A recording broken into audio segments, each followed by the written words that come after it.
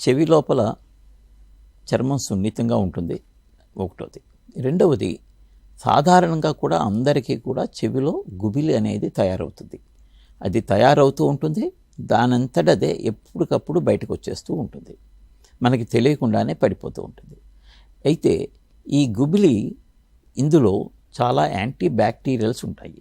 ఇది మన చెవి లోపల ఉన్నటువంటి సున్నితమైనటువంటి చర్మంలో ఇన్ఫెక్షన్స్ రాకుండా కాపాడుతూ ఉంటుంది.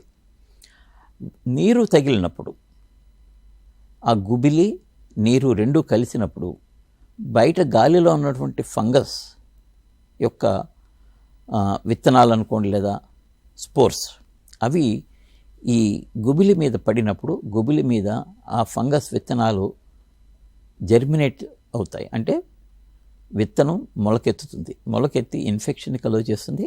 అందువల్లనే వర్షాకాలంలో సాధారణంగా చెవిలో వచ్చే ఫంగస్ ఇన్ఫెక్షన్స్ మనం ఎక్కువగా చూస్తూ ఉంటాము.